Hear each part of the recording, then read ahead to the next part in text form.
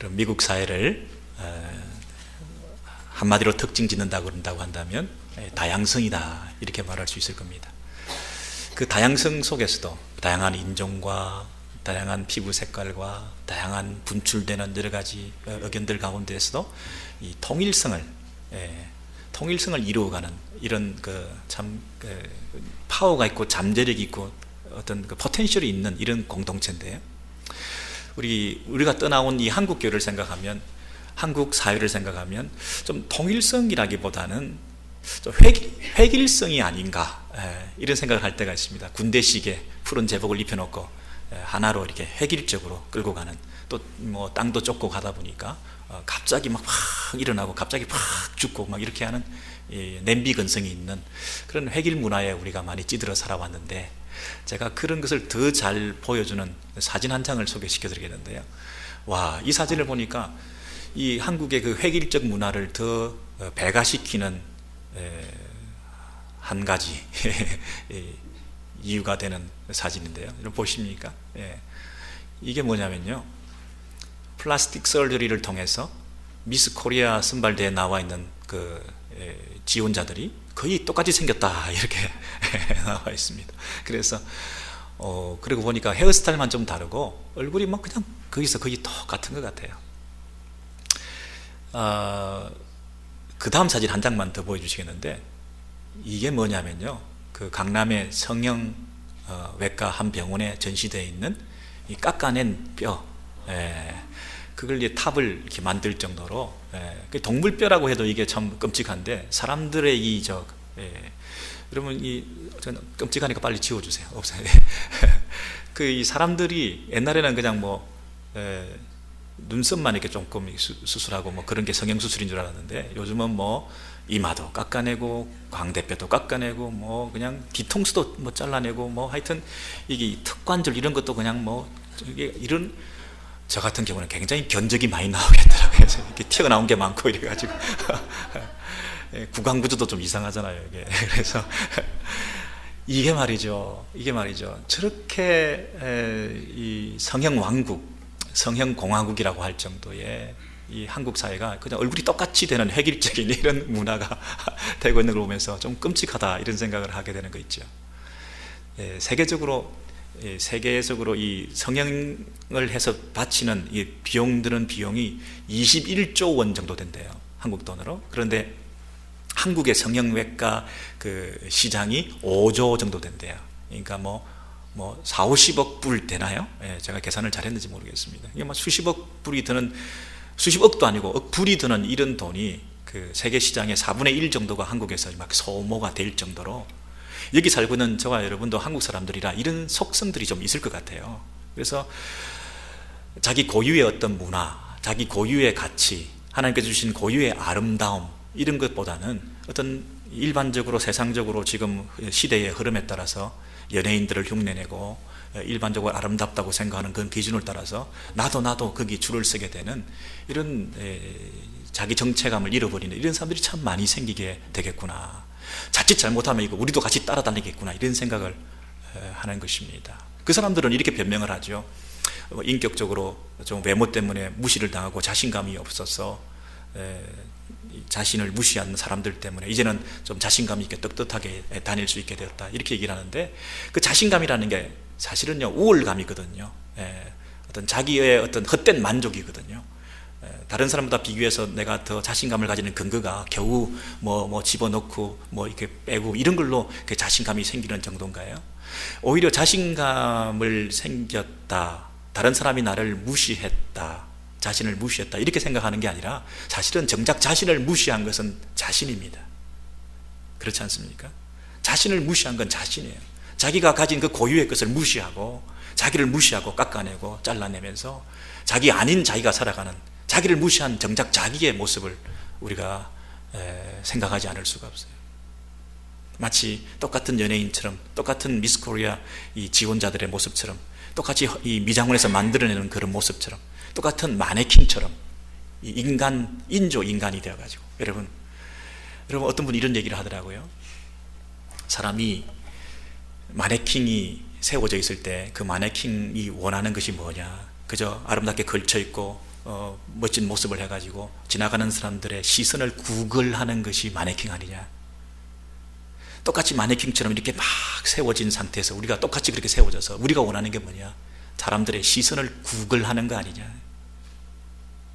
그것은 돈이나 밥을 구걸하는 것보다 더 초라하다.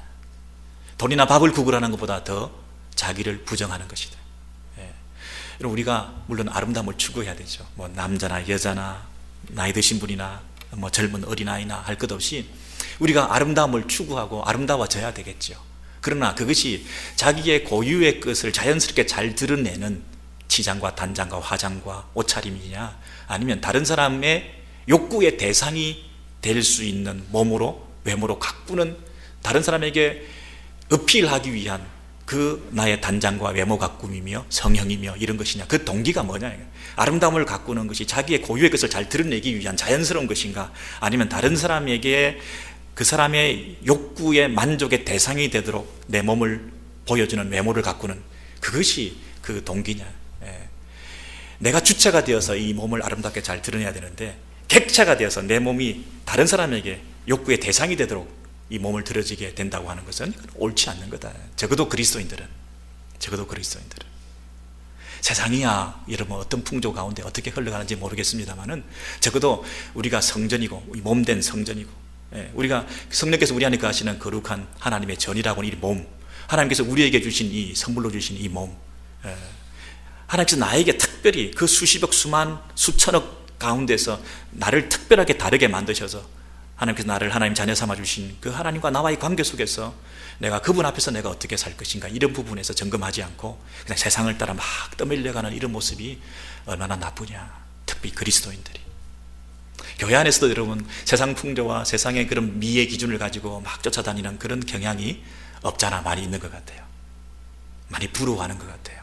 모이면 하시는 대화의 이런 내용들이 조금 우려스러운 그런 부분들도 있어요. 뭐 어느 미장원이 좋으냐 이 정도는 괜찮은데 어느 성형외과가 좋으냐 이렇게까지 가면 곤란하지 않습니까? 여러분 한국의 뭐 친구들 얘기를 들으면 많은 그런 풍조가 교회 안에 더 만연해 있다고 그렇게 걱정들 많이 하는 것 같습니다. 어떤 자매가, 젊은 자매가 그 배꼽이 드러나는 티를 입고 교회로 온 거예요. 뭐 요즘은 뭐 자연스럽게 입고 오시는 분들도 있더라고요. 그런데 옛날에는 굉장히 충격적이잖아요. 그래서 어떤 권사님 앞에 서 계시다가 기가 차가지고, 아니 어떻게 자매님 이 교회에 아무리 요즘 이 개방풍조 시대라 하지만은 배꼽을 다 드러내고 그런 옷을 입고 오십니까? 그랬더니 이 자매가 뭐라 그랬다 그랬죠? 성경에 하나님이 중심을 보신다던데 중심을 보신다던데.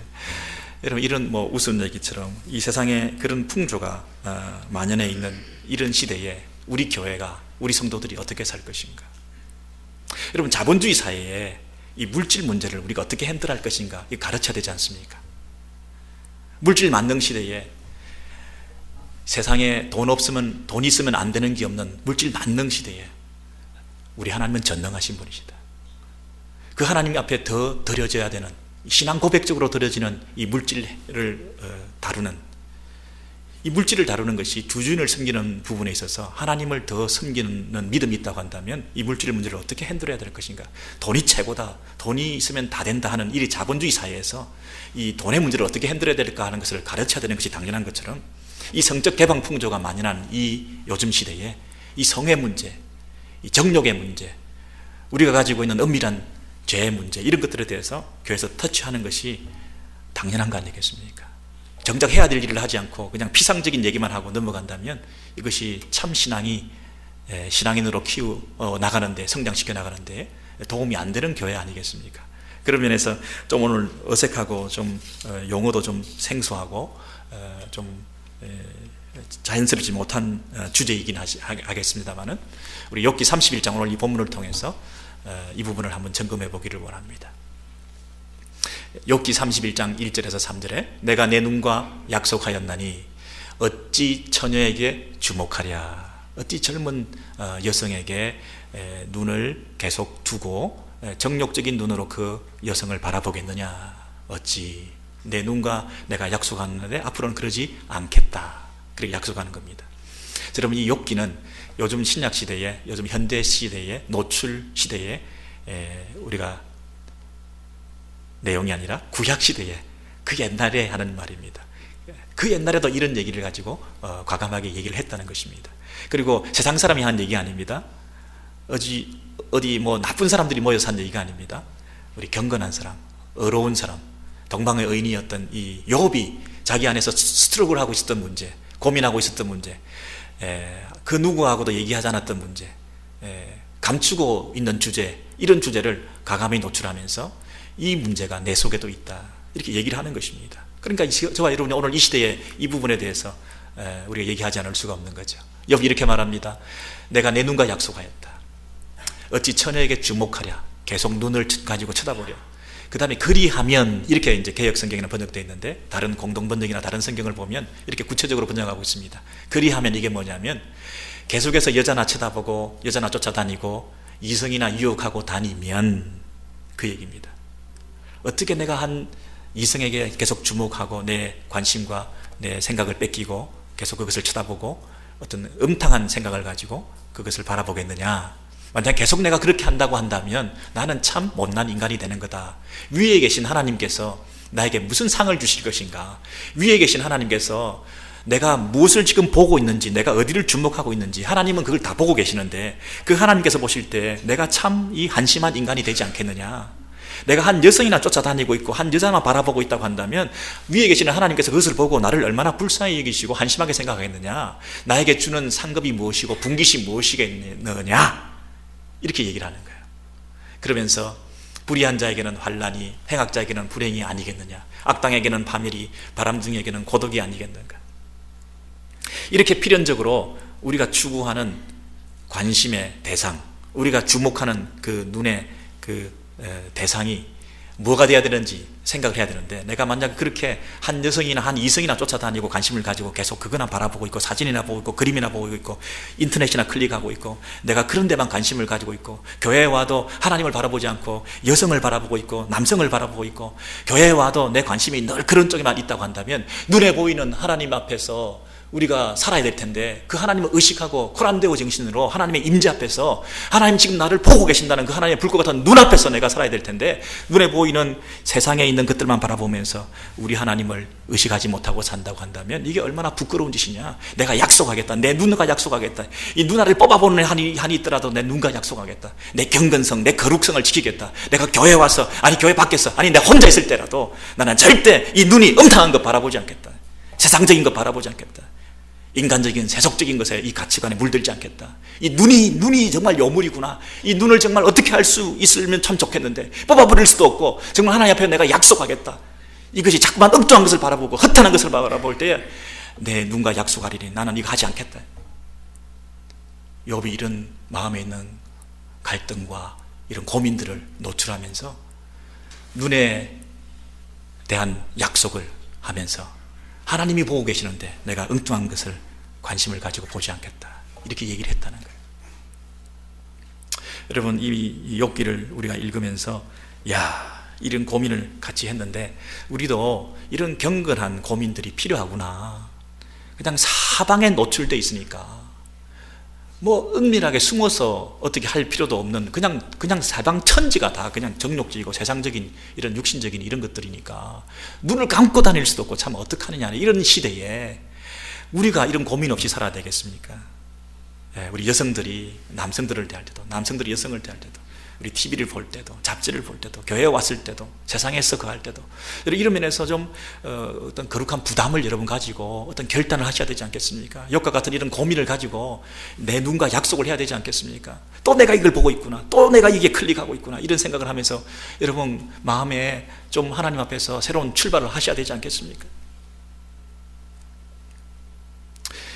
이 욥이 주목한 것은 바로 이 자기 눈을 주목했다는 사실입니다. 이 눈이 바로 문제구나, 눈이 바로 문제구나 하는 것을 주목했는데, 우리가 이런 부분을 다룰 때 이 죄에 대해서 우리가 대항해서 이기려고 하면 죄의 기원과 죄의 본질과 죄의 성격에 대해서, 죄가 처음에 출발할 때 그 죄의 속성이 어떠했던가를 에덴 동산에 가서 처음 죄가 시작할 때를 쳐다봐야, 거기서부터 죄를 알아야 우리가 이 시대의 죄의 문제를 어떻게 싸워 이길 것인가를 알 수 있지 않겠습니까?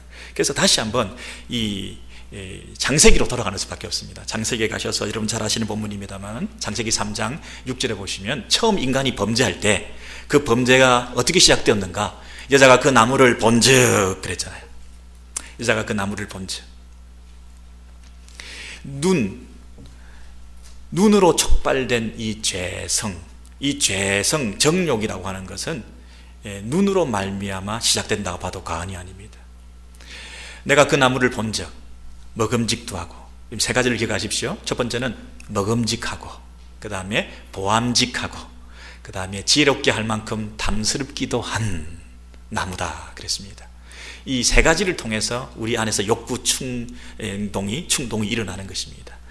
보암직하고 먹음직하고 지혜롭게 할 만큼 탐스럽다는 얘기는, 여러분 지혜롭다는 얘기는 자기가 하나님처럼 된다는 얘기입니다. 선과 악을 분별할 수 있는 하나님의 행세, 하나님의 자리에서 자기가 마치 이 선과 악의 기준이 되어서 마치 하나님처럼 교만한 모습으로 이 변화되어지는 이런 것이 죄성이지요. 그래서 이 교만, 그리고 보암직하고 먹음직한 정욕적인 것, 성적인 욕망, 그 다음에 먹는 식욕이라든가 이런 것들이 다 이게 얽히게 되어 있는 복합적인 것인데, 그 앞에 제일 처음에 시작되는 것이 눈으로 본 적부터 시작한다는 것입니다. 그런데 이 아담이 그것을 같이 보고 먹고 마시면서 함께 그 죄를 짓게 되었습니다.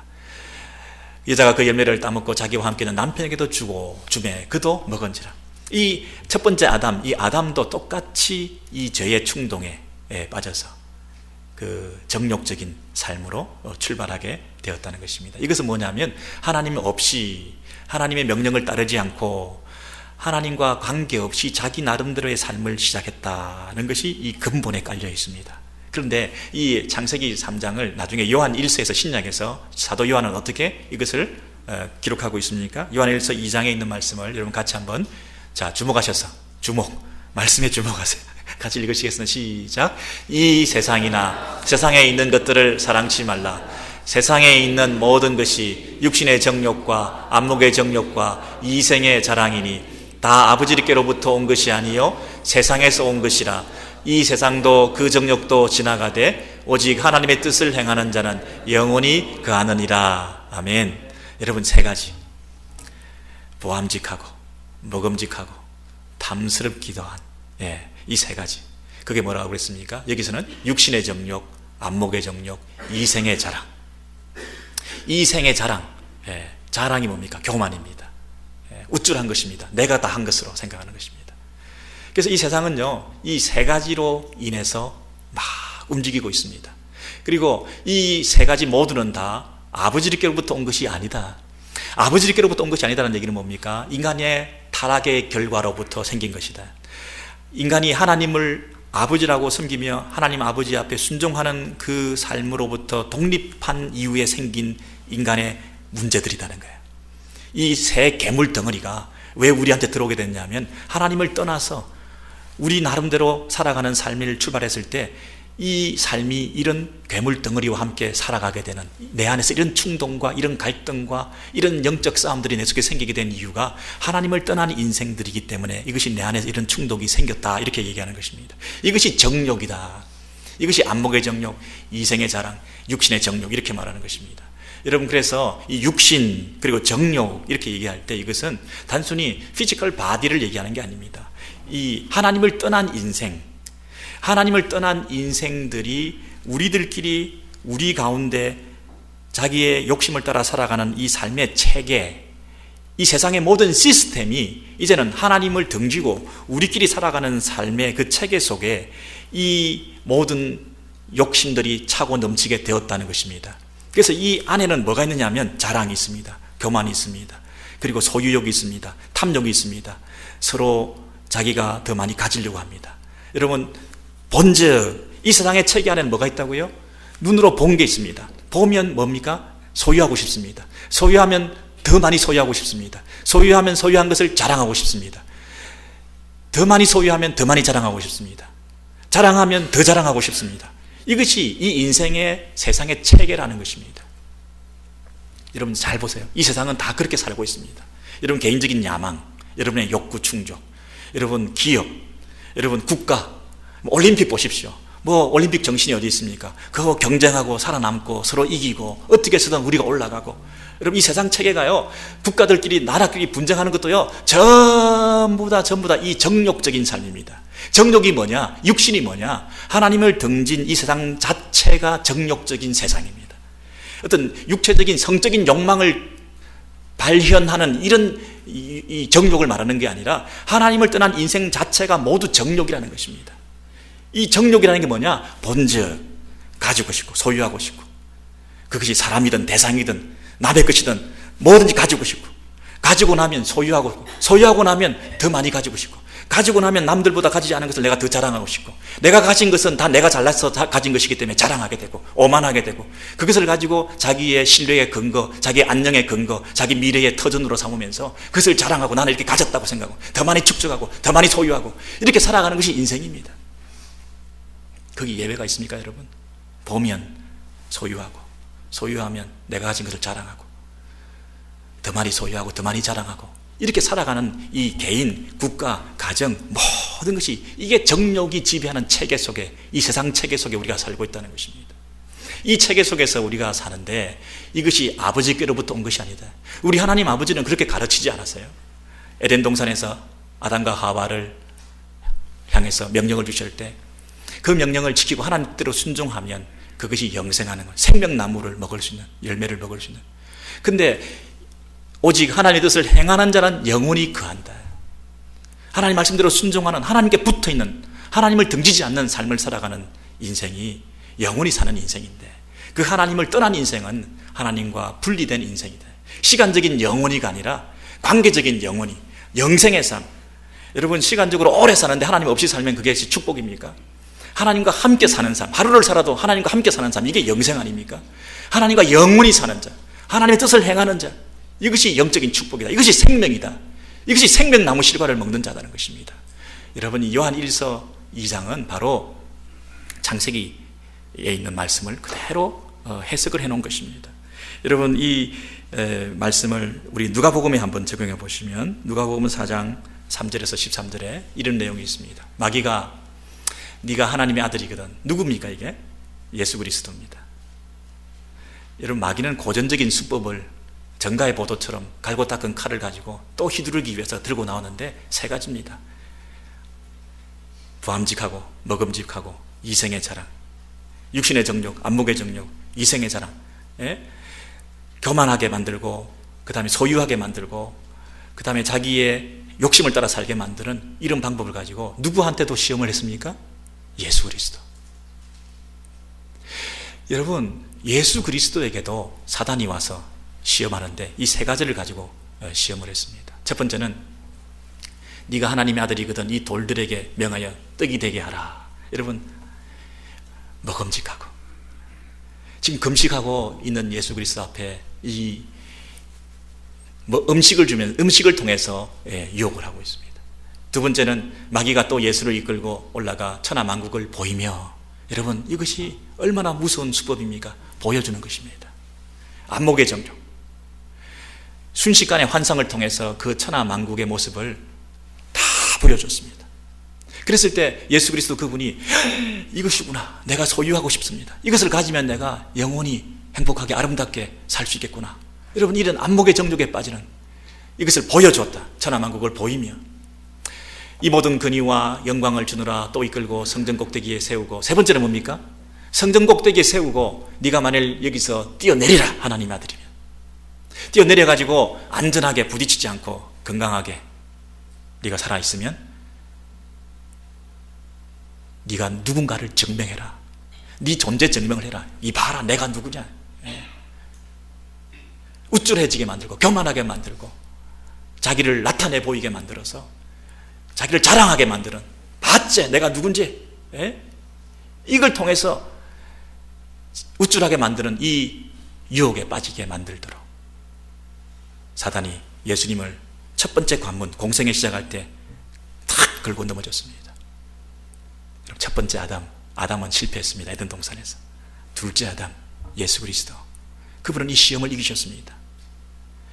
마지막 아담 이 예수 그리스도는 육신의 정욕, 안목의 정욕, 이생의 자랑에서 말씀을 가지고, 하나님 말씀을 가지고 승리하셨습니다. 사람이 떡으로만 사는 것이 아니다. 하나님 말씀으로 사는 것이다. 하나님을 시험하지 마라. 하나님 말씀의 능력을 가지고 천하만국을 숭배하고 천하만국의 이것을 다 너에게 준다. 이 물질 망모니즘에 굴복해라, 절해라 하는 그 앞에서 오직 하나님만을 경배하라. 하나님 말씀을 가지고 승리하셨습니다. 세상적인 가치관, 이 온 세상은 물질, 정욕, 안목의 정욕, 이생의 자랑, 교만, 이 먹는 문제, 마시는 문제, 세상적인 가치관, 눈에 보이는 것, 이런 것들을 가지고 우리를 유혹해 드르는 온 세상 천지가 다 아버지께로부터 온 것이 아닌 이 세상 천지가 다, 이 세상 체계 자체가, 이 세상 체계 시스템 자체가 보고 가지고 더 가지고 그 자랑하고 내가 했다 생각하고 이렇게 살아가는 이 모든 세상, 국가나 민족이나 나라나 모든 것 한 관계없이 다 그렇게 살아가는, 심지어 교회까지도 공동체까지도 그렇게 과시하고 자랑하고 그렇게 살아가는 이 세상 가운데서 예수 그리스도 그분은 자기를 자랑하는 것이 아니라 자기를 부인하셨습니다. 자기를 높이는 것이 아니라 자기를 낮추셨습니다. 육신적인 것을 추구하는 그들 앞에서 하나님 말씀을 붙드셨습니다. 세상 천하 만국을 너에게 소유할 수 있겠다, 해주겠다고 하는 그 안정감보다 하나님께 경배함으로, 오늘도 하나님 앞에 예배함으로 내 인생을 시작하겠다. 이것이 나의 가장 큰 행복이라고 고백했습니다. 여러분, 첫 번째 아담, 두 번째 아담, 예수 그리스도. 여러분, 어느 쪽을 택하시겠습니까? 두 번째 아담, 마지막 아담이신 예수 그리스도 그분께서 가신 그 길을 따라오라고 이 성경 말씀은 우리에게 지금 초청하시는 것입니다. 여러분, 여행을 가시면 여행사마다 깃들을 들고 있습니다. 향도, 중심, 어느 쪽을 따를래? 인류 역사에 두 가지 깃대가 있습니다. 첫 번째 아담을 따라갈래? 첫 번째 아담이 빚어낸 이 부산물인 이 세상의 그 가치관을 따라, 정욕을 따라, 욕심을 따라 추구하는 그 인생, 그 인생으로 살아갈래? 너도 그 인생 그 체계 안에 들어가가지고 이 세상 사람들처럼 살아갈래? 결국엔 너를 자랑하고 하나님 없이 네가 살 수 있다고 하는 그 착각 속에서 네 인생을 망가뜨리는 그 삶을 끝까지 따라갈래? 잠시 눈에 보이는 자기 정욕을 채우고, 자기 안목의 정욕을 채우고, 육신의 정욕을 채우고, 너의 자녀들에게도 그것을 가르치면서 이 세상의 풍조를 따라 살아라고 그렇게 가르칠래? 이쪽에 줄을 쓸래? 아니면 예수 그리스도 그분을 따라갈래? 그분이 우리의 믿음의 주가 되신다고 그랬습니다. 그분이 우리의 믿음의 파이오니아가 되신다고 그랬습니다. 그분이 우리의 개척자가 되신, 새로운 길을 개척하신 분이십니다. 이 아담의 첫 번째 길, 첫 번째 아담이 망가뜨리는 이 길에서부터 두 번째 아담이신 예수 그리스도, 그분이 첫 번째 그 잘못된, 망가진, 폐역한, 디폼드 되어 있는, 썩어 문드러져 있는 이 세상의 체계를 깨뜨리시고 새로운 길을 개척해 나가시는, 좁은 길을 걸어가시는 이 예수 그리스도, 그분이 가시는 그 길을 따라 우리로 하여금 따라오라고 초청하시는 것입니다. 여러분, 어느 길을 가시겠습니까? 자기 정욕입니까? 하나님의 뜻을 따라가시겠습니까? 하나님을 등진 인생, 그 인생들이 모여 살아가는 인생들은 다 정욕적인 삶입니다. 그런데 세상 천지는, 하나님을 모르는 그 인생들은 정욕적인 삶을 살 수밖에 없습니다. 세상 천지는 다 육신적인 삶을 살 수밖에 없습니다. 세상 천지는 하나님 없이 그렇게 살아갈 수밖에 없는 것이 세상입니다. 이것은 하나님께로부터 온 것이 아닙니다. 아버지께로부터 난 것이 아닙니다. 이 세상 자체가 세상적이고 정욕적이고 육신적인 것이 이 세상 자체의 본질입니다. 그 가운데 살아가는 우리 성도들, 정욕의 바다에 내던져져 있습니다. 완전히 무방비로 노출되어 있습니다. 그러나 그 가운데서 그 조류를, 그 시류를 역류하면서 우리가 그슬로 올라가면서 이 세대를 본받지 말고 가야 되는 우리의 성도의 삶이 있다는 것입니다. 그 길을 예수 그리스도가 걸어가셨다는 것입니다. 우리가 그 길을 따라가야 된다는 것입니다. 먼저 승리하신 예수 그리스도의 그 승리를 힘입어서 예수 이름을 앞세우고 자기 정욕적인 삶이 아니라, 개인적인 욕심을 따라 사는 삶이 아니라 하나님께서 원하시는 뜻을 따라 순종해가는 새로운 길이 있다는 것입니다. 이 길을 우리가 함께 걸어가자는 것입니다. 이것이 교회입니다. 이것이 신앙인입니다. 이것이 성도입니다. 우리가 왜 교회 안에 모여 있습니까? 우리 교회 안에서 모여 있으면서 자기 정욕적인 삶대로 살아서 되겠습니까? 교회 안에 모여 있는 사람들끼리 눈이 맞고 마음이 맞아서 세상을 향해서 정욕적으로 살아가는 그런 나쁜 친구들의 사귐의 터가 되어서 되겠습니까? 우리는 구별된 성도로서 하나님의 은혜 가운데 구원받고 택함받은 하나님 자녀로서 이제는 새로운 길을 걸어가는 사람들입니다. 여러분, 이 정욕의 문제, 이 욕심의 문제, 내 안에서 계속 생기고 있는 자기 이 욕구의 문제를 어떻게 처리하느냐. 이것은 하나의 한순간에 이게 죄를 짓게 되는 게 아니라 하나의 이 틀이고 하나의 어떤 유형입니다. 패턴입니다. 여러분 한번 돌아보시면 좋겠습니다. 어떤 벨지움의 유럽의 한 왕가의 얘기인데요. 레이놀드라고 하는 왕자가 있었는데, 이 왕자가 첫 번째 아들이기 때문에 이제 왕위를 계승할 아들입니다. 그런데 자기 관리가 잘 안 되는 이 왕자라서 뭐 보는 대로 뭐 눈에 보이면 계속 그걸 먹게 되고 몸도 이렇게 많이 이제 살이 찌고, 그래서 자기 왕이 될 사람인데 저래서 어떡하나 걱정을 많이 하고 있었습니다. 그런데 부왕이 갑자기 아버지가 서거하게 죽게 되자 동생 에드워드라는 친구가 쿠데타를 일으켜가지고 자기가 정권을 잡게 되었습니다. 그리고는 형을 레이놀드를 감옥에다가 가두어 놓고, 그러나 절대로 죽이지는 않겠다. 그리고 창을 이렇게 조그맣게 내가지고 이 형이 다이어트에 성공하고 몸을 줄여가지고 이 창으로 나온다면 얼마든지 자유로운 사람이 될 수가 있다. 왜냐하면 이 동생이 쿠데타를 일으킨 것에 대해서 반대하는 이 반대자들에게 설득하기 위해서 사람들을 불러모으고 그렇게 했습니다. 자기 몸무게 하나 관리하지 못하면서 어떻게 나라를 관리하겠냐, 다스릴 수 있겠냐. 그래서 이 조그만 창으로 몸무게를 관리해서 그 몸으로 빠져나올 수 있다면 내가 기꺼이 내 왕위를 내놓겠다. 그렇게 얘기하면서 그 감옥을 지키는 사람들에게 산의 진미를, 하루 3끼를 먹을 것을 계속 동생이 공급을 한 것입니다. 그랬더니 이 형이 안 그래도 먹는 거 좋아하는데 계속해서 스트레스도 많이 받고 그 좁은 감옥 안에서 계속 먹는 것을 계속 먹게 돼가지고 몸이 이렇게 더 찌고 그게 줄여지지 않는 거예요. 그래서 결국 나중에 10년 만에 나오게 됐는데, 10년 만에 어떻게 나왔냐면 그 동생이 전쟁에 나가가지고 전사를 했어요. 그래서 전쟁에서 죽고 나니까 나머지 이제 왕이 될 사람이 이 사람밖에 없으니까 나와라고 해서 나왔는데, 그동안 몸 관리를 10년 동안 잘못해가지고 나와서 조금 더 있다가 병사에서 죽었다는 그런 얘기가 있습니다. 여러분, 이 첫 번째 이 아들 레이놀드의 비극은 뭡니까? 뭐 동생한테 쿠데타를 당해서 정권을 뺏겼다, 이게 비극입니까? 왕위를 계승하지 못했다, 이게 비극입니까? 쿠데타의 피해자다, 왕권을 찬탈당했다, 이것이 그 사람의 비극입니까? 아닙니다. 눈에 본자, 보는 것을 보고 그것을 절제하지 못한 이 기본적인 이 욕구를 조절할 수 있는 자기 관리 능력이 없는, 이것이 그의 비극이었습니다. 갑자기 그 종말이 온 게 아니라, 그런 비극이 온 게 아니라 바로 눈에서부터 시작된 이것을 어떻게 절제하고 매일의 삶 가운데, 하루 3끼 가운데, 한 끼 가운데 매번 그것을 어떻게 조절하느냐가 그 사람의 전체 인생의 문제를 좌우한다. 눈의 본적, 이게 굉장히 중요하지 않습니까? 음식의 문제를 제가 다뤘습니다만은 또 한 사람의 레이놀즈가 있었습니다. 누굽니까? 데이빗입니다. 데이빗이 어느 날 전쟁터에서 사람들이 많이 싸우고 있는데 자기는 전쟁에 나가지 않고, 사무엘하 11장을 보시면 왕들의 출전할 때가 되매 전쟁에 나가야 됩니다, 왕들이. 근데 이 다윗은 전쟁에 나가지 않습니다. 그리고 온 이스라엘 군대를 전쟁에 내보냈습니다. 저희가 암몬을 멸하고 라빠를 에워싸고 전쟁이 한창 지금 벌어지고 있는 전쟁터에 있는데 자기는 지금 예루살렘에 그냥 그대로 있었다 그랬습니다. 그리고 저녁 때에 다윗이 침상에서 일어났다 그랬습니다. 여러분, 보통 침상에서는 언제 일어나야 되나요? 아침에 일어나야 되잖아요.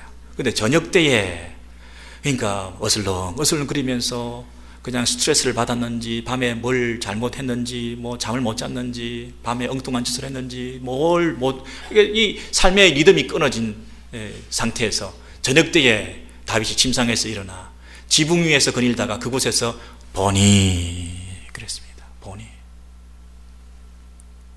한 여인이 심히 아름다워 보이는지라 그랬습니다. 여러분, 다윗이 나중에 어떻게 되었습니까? 가문에 굉장한 비극이 생겼습니다. 자녀들에게도 문제가 생겼습니다. 그리고 나중에 더 큰 죄를 짓게 되었습니다. 살인죄를 짓게 되었습니다. 장수, 자기의 사랑하는 이 친구들을 참 욕되게 했습니다. 여러분, 이런 집안에, 그 다음에 나라에, 군대에 이런 엄청난 비극이 생기게 된 그 모든 다윗의 인생의 비극의 제일 첫 단추가 뭡니까? 본이었습니다. 본이.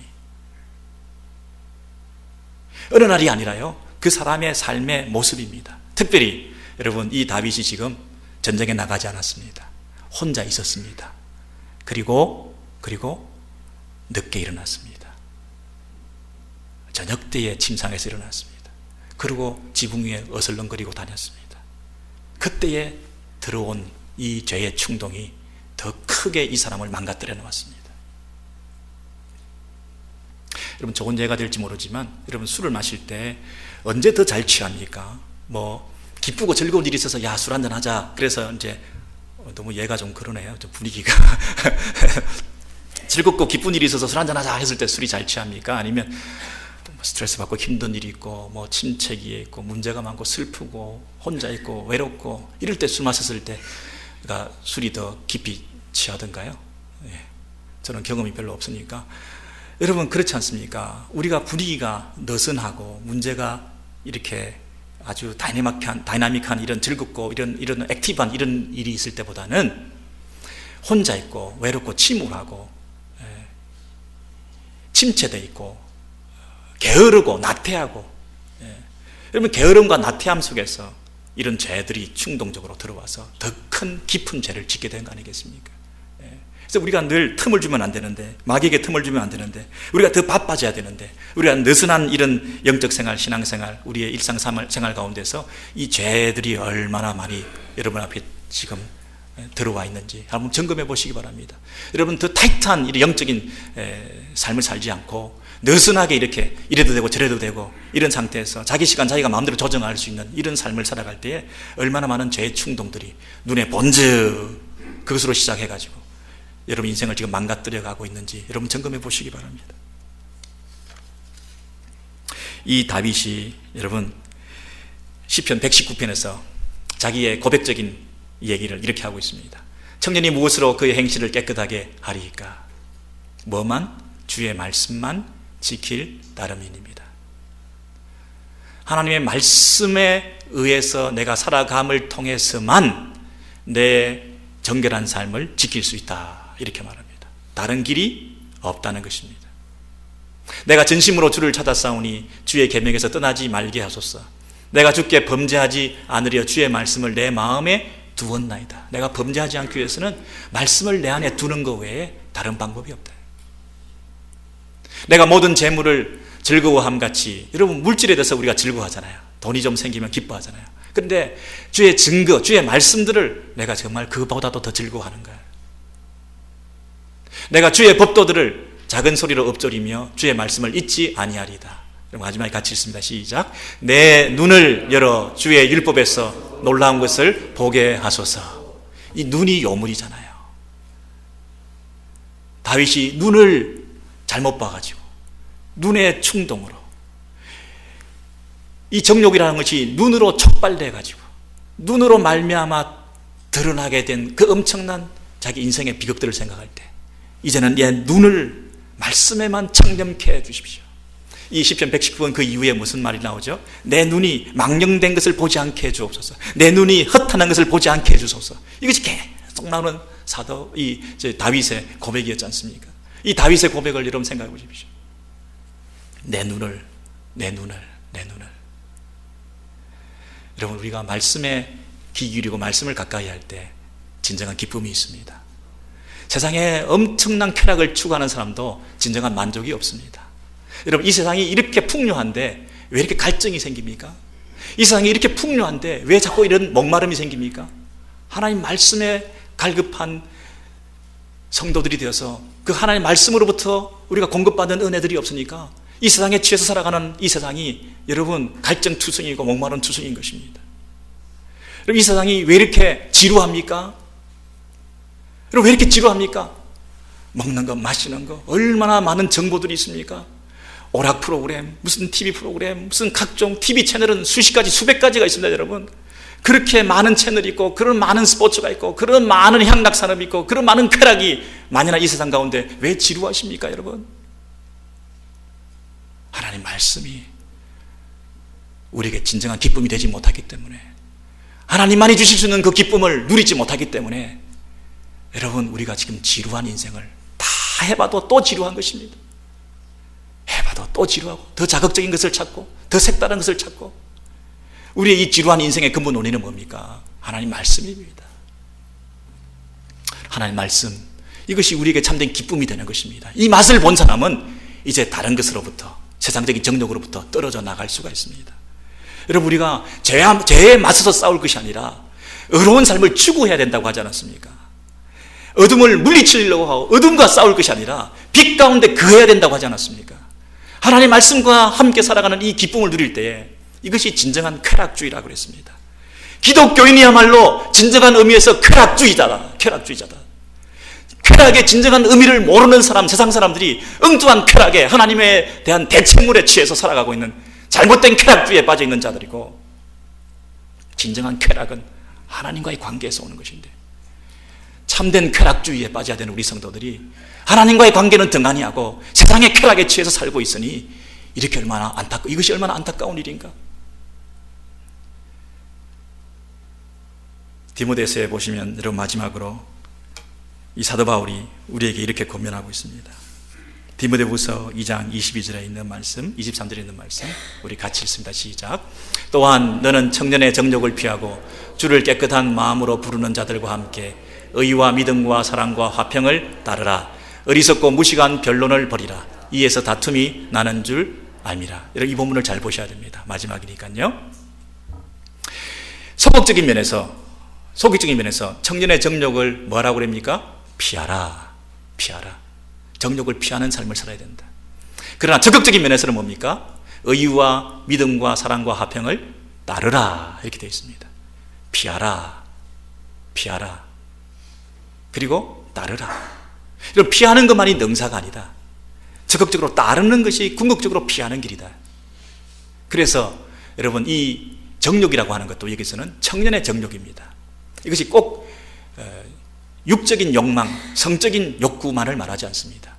여기서 보세요. 청년의 정욕이라고 하는 것은 청년의 정욕을 피하는 것의 반대말은 뭡니까? 의와 믿음과 사랑과 화평을 따르는 것입니다. 그러면 청년의 정욕이 뭡니까? 의를 깨트리는 것이고, 믿음을 깨트리는 것이고, 사랑을 깨트리는 것이고, 화평을 깨트리는 것입니다.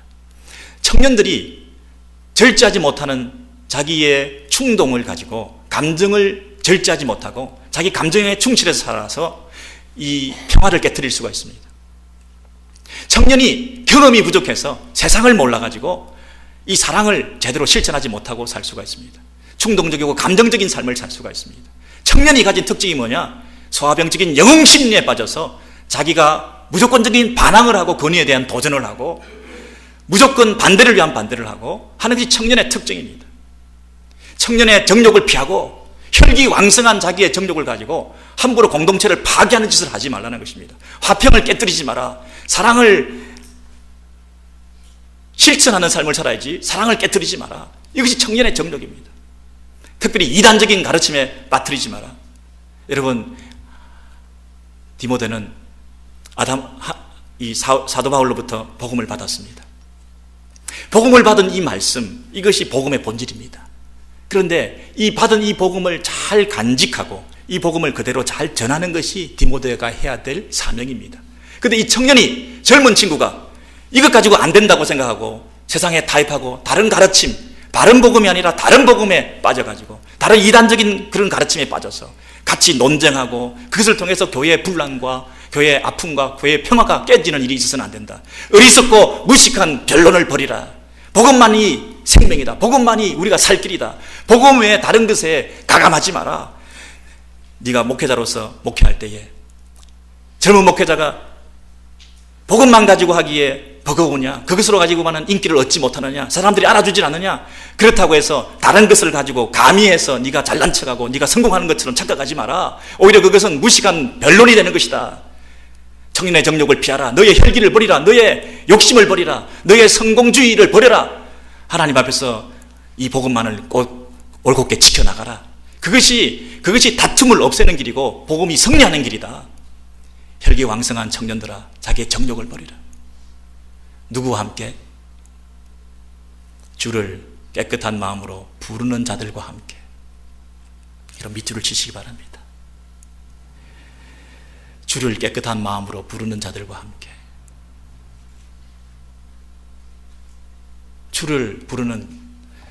주를 깨끗한 마음으로 부르는 자들과 함께. 여러분, 디모데 혼자가 아닙니다. 디모데 혼자가 아니라 디모데가 함께 세워나가는 공동체입니다. 디모데를 통해서 형성되는 새로운 영적인 교제, 성도의 교제, 하나님의 말씀을 따라 순종하기로 작정한 자들, 인간의 정욕대로, 세상적인 방식으로, 세상이 추구하는 방향대로 가는 사람들이 아니라 깨끗한 양심을 가지고 하나님의 뜻을 따라 순종해 가기 위해서 모여있는 아름다운 그룹들을 통해서 너의 신앙생활을 잘 감당해 나가고 너의 사역을 아름답게 성공적으로 이어나가야 된다고 말하는 것입니다. 여러분, 착각하지 마십시오.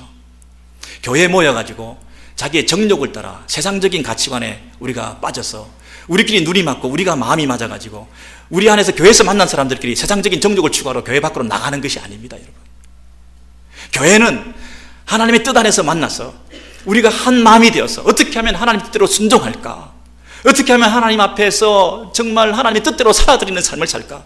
온 세상은 지금 흘러넘치는 정욕의 바다에서 우리가 떠밀려 갈 수밖에 없는데, 우리는 이 공동체에서 우리 함께 만나서 우리의 정욕을 깨트리고 우리의 정욕을 이기면서 세상적인 가치관을 따라 살지 않고 우리가 올곧게 하나님 앞에서 하나님 뜻대로 순종해가는 이 삶을 살까, 그 일에 동력하는 것입니다. 자칫 잘못하면 교회에서 만난 사람들끼리, 나쁜 친구들끼리 세상에 나가서 우리끼리 엄밀한 죄를 짓고 우리끼리 마음이 맞고, 여러분, 이런 엉터리, 이런 거꾸로 된 인생을 살면 어떻게 되겠습니까? 주의 이름을 깨끗한 마음으로 부르는 자들끼리 육신의 정욕을 깨뜨리고 하나님을 향하여 아름답게 섬기며 이 세상이 감당치 못하는 하나님 나라의 백성들로 세워져 나가는 소수의 공동체가 모였다 할지라도, 여러분이 모이는 순모임이나 여러분이 모이는 소그룹이나 여러분이 모이는 모든 모임 속에서 이런 하나님의 뜻을 따라 순종해가는 아름다운 형제사랑이 넘치는 이 동력자들이 함께 모여서 하나님 앞에 남은 인생을 달려가는 인생이 되어야 하나님께서 기뻐하시는 삶을 살지 않겠습니까? 우리 안에 이런 공동체가 회복되고 이런 하나님의 그 꿈이 실현되어지는 저와 여러분의 삶, 우리 공동체, 우리 교회 될 수 있기를 주의 이름으로 소원합니다. 기도하겠습니다. 하나님, 감사합니다. 주의 은혜 가운데 우리를 품어주시고 주의 날개 아래 우리를 품어주셔서 여기까지 오게 하셨는데, 남은 인생 내 정욕대로, 내 생각대로, 내 가치관대로 고집하며 살지 않도록 도와주시고 오직 하나님의 뜻대로 순종하며 하나님 영광을 위해서만 살아드릴 수 있는 우리의 남은 인생, 복된 인생, 하나님 앞에서 참으로 성공하는 인생, 주님께서 기뻐하시는 칭찬하시는 인생, 세상적인 정욕적인 육신적인 삶을 청산하고 주님 앞에서 올곧게 믿음으로 순종해 나가는 순결하고 정결한 주의 백성들, 우리 공동체 되게 하여 주옵소서. 우리 주 예수 그리스도 이름으로 기도하옵나이다. 아멘.